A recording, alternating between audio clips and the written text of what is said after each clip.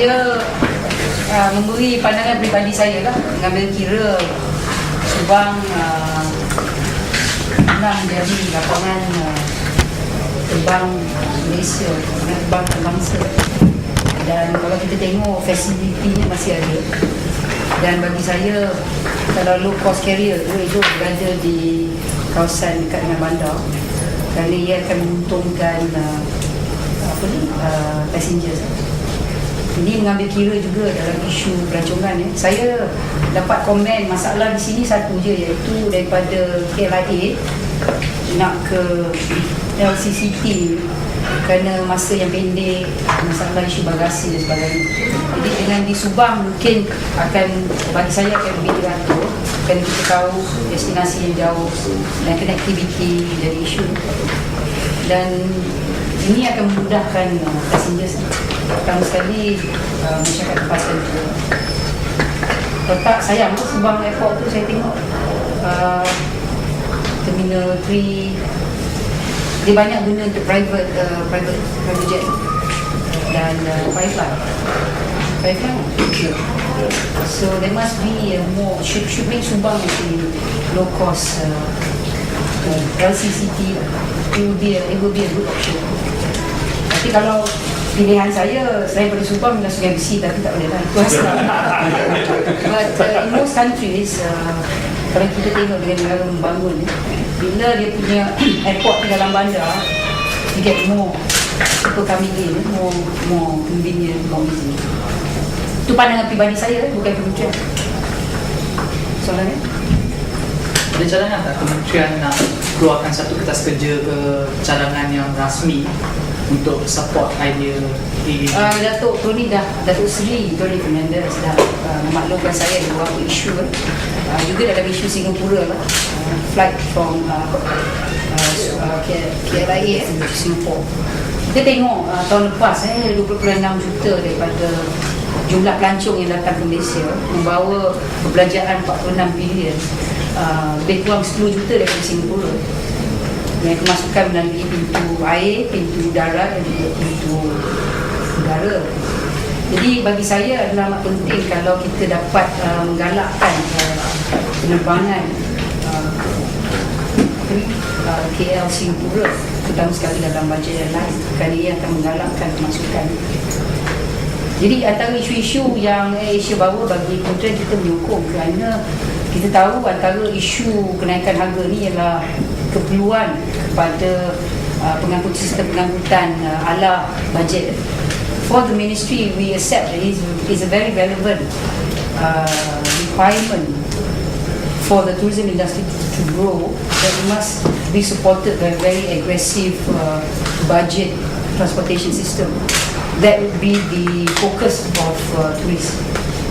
And also bagi kita pun nak menggalakkan masukan pelancong-pelancong. Dan kalau kita tengok Singapura, Changi Airport sebagai contoh, masukan flights daripada luar negara dia memang boleh dilihat banyak. Dan Malaysia ni we have been sandwiched Singapore dan Thailand. Dua-dua Thai Airways Bangkok Airport dengan Changi tu very aggressive dalam dia punya flights from long haul, Amerika, Europe. Jadi kita perlu penggalakan supaya ramai boleh datang kepada Malaysia. Any other questions? Ada? Nak tanya dia orang tu?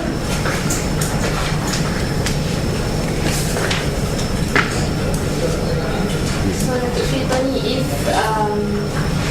Subang Airport can be used by Asian, do you mind sharing with us?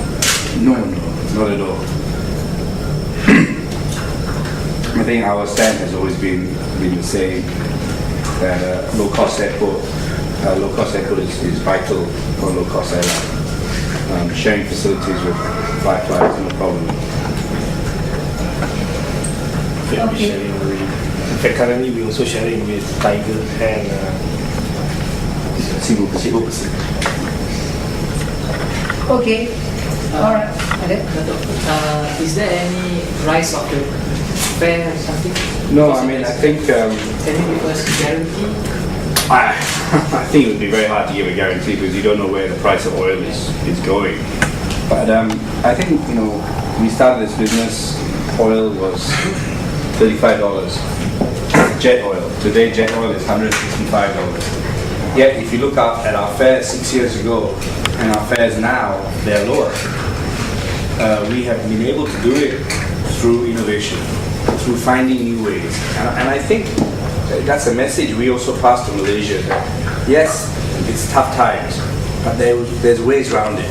We have great people in our country. If we're positive, we can find a way around it. So the simple solution is just put up fuel surcharge, put up fares, etc. But that kills demand. So we had to come up with food, do new routes where no one did before. So you've got to keep looking at innovation. And there's no guarantee, but the fact is, if you look at 6 years ago, our fare to KK, and now our fare to KK is lower. So we'll still keep finding ways. It's not doom and gloom. You just have to look at the LCCT now. You have to look at the hundreds of different nationalities there. And given the tremendous support that we will get from the government, I'm sure that we can ride the storm. So what's your take on Subang? Do you think it's a good idea being there? Do you think it's excellent for the company revenue? I think all three of us, we started in Subang. We love Subang. We've always said we'd like to be there. And, there are posters on the way here which says make a U-turn, go to Subang. Done by Firefly, I agree. In orange color. Okay. Alright. Jadi macam tadi kalau yang gangguan dari KL ke Singapura tu memberikan kemasukan pelancong. Jadi mungkin ada pandangan sikit.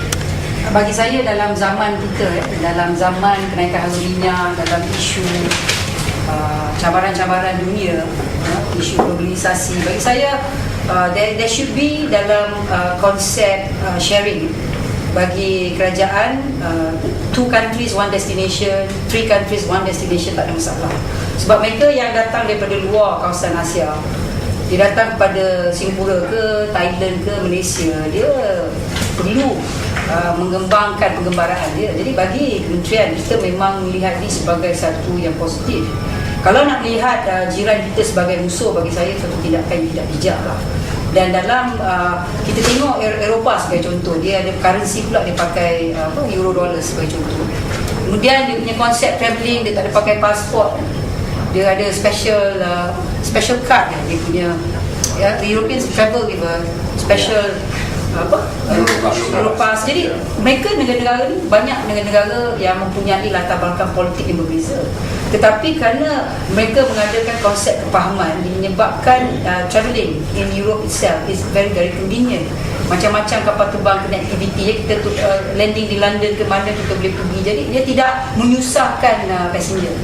Jadi dalam aspek negara kita sebagai negara jiran dengan Singapura, Thailand dan juga Indonesia yang begitu dekat, kita perlu mewujudkan satu budaya sharing culture. Jadi bagi kementerian ini satu penggalakan positif. Saya tidak melihat ini sebagai sesuatu yang negatif. Suka tak suka pun, separuh daripada yang orang luar masuk Malaysia datang pada Singapura. Jadi ini menunjukkan bahawa ini satu yang positif dan boleh menjadi insentif kepada aspek pelancongan dalam negara kita. Okay? Can I add one small point? I think that's a fantastic point. We've always said, if you, within KL, 3 hours of Kuala Lumpur, there's nowhere in the world like that. You have some of the best beaches in Langkawi, the jungles of Borneo, East Coast, you have Bali, you have the wonders of the world in Siam Reap, Borobudur, cities like Jakarta and Bangkok. I think making KL a gateway and Malaysia a gateway to ASEAN, and making ASEAN accessible, which is what AirAsia is all about, it will be a huge boon. It's not about, I think it's a fantastic vision for the minister, it's not about competing and borders. It's a culture of sharing. A culture of sharing and making it more accessible. And I believe that should also apply to AirAsia and Malaysia Airlines.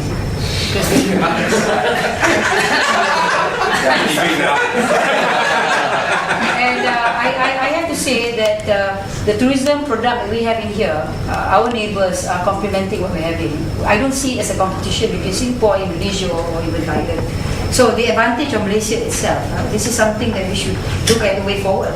And I believe for the tourism industry to grow, we must be able to have a very open mind. Right? Okay, thank you so much. Thank you.